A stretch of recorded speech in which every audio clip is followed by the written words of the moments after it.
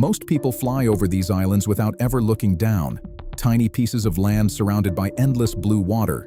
Easy to miss, easy to forget, but for thousands of years, some of the greatest empires on Earth couldn't afford to ignore them. These islands didn't build enormous armies. They didn't raise giant pyramids. They didn't conquer continents. Instead, they controlled something even more valuable: trade, fresh water, safe harbors, the narrow sea routes that connected civilizations. If you wanted to move copper, you stopped here. If you wanted spices, you stopped here. If you wanted pearls, you stopped here. Today, we're visiting 5 forgotten islands that quietly shaped the history of the Middle East. Every one of them changed history in a completely different way. Where the story first appeared in writing 4,000 years ago, a merchant ship appears on the horizon. After days surrounded by nothing but sea, green palm trees finally rise above the water. Fresh water bubbles up beneath the waves, not from rivers, not from rain, but from natural springs hidden beneath the seabed. To exhausted sailors, it must have felt impossible. This was Dilmun, the island the Sumerians described as a paradise. But paradise wasn't what made Dilmun powerful. Its location did. Ships carrying copper from Oman arrived almost daily. Others came from Mesopotamia. Others crossed from the distant Indus Valley. Every harbor echoed with different languages, different goods, different cultures. Nobody stayed for long. Everyone was going somewhere else. But almost everyone stopped here first. This tiny island became one of the world's earliest trading hubs. If trade was the lifeblood of the ancient world, Dilmun became one of its beating hearts. But farther east, another island discovered an even greater source of power. You see the island long before you reach it. Bare mountains, red rock, almost no vegetation.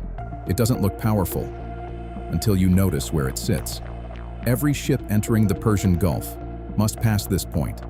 There is no easier route, no shortcut.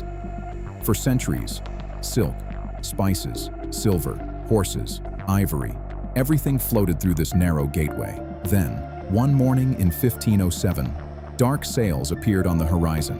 Portuguese warships. Within weeks, stone walls began rising above the shoreline. Cannons pointed toward the sea. The island had become a fortress. Now, every passing ship faced the same choice: pay or don't pass. Merchants understood the message immediately. This wasn't simply an island anymore. It had become the lock on one of the world's busiest sea routes. Yet, not every island needed walls. Some became important simply because they offered something every sailor desperately needed. After weeks at sea, nothing matters more than fresh water. As your ship approaches Qeshm, the coastline offers something priceless: shelter.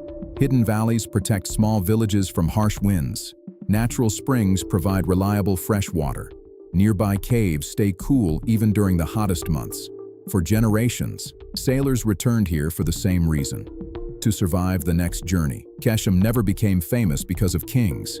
It became famous because thousands of ordinary travelers depended on it. Empires passed overhead. Trade continued. North of Qeshm, ships stopped at Khark, long before oil transformed the region. Khark connected Mesopotamia with Persia. Merchants rested here. Cargo changed hands here. Journeys were planned here. It was one link in a chain stretching across the Gulf. Farther south, Kish offered something completely different: pearls. Every summer, divers disappeared beneath the warm blue water, holding only a stone weight and a single breath. Seconds later, they surfaced again, sometimes empty-handed, sometimes carrying treasures worth a fortune. Entire communities lived by the rhythm of pearl season. Markets filled, ships arrived, merchants waited. For centuries, the sea itself became the island's greatest mine. Different islands, different strengths, one connected network. None of these islands built great empires. They rarely appear in history books, but remove any one of them, and the map begins to change. Trade slows, journeys become longer. History often celebrates kings, generals, great cities, but sometimes the fate of civilizations depends on places so small, most people never notice them. Next time you fly across the Persian Gulf, look down. Those quiet islands below, once connected the ancient world, and without them, history might have taken a very different course.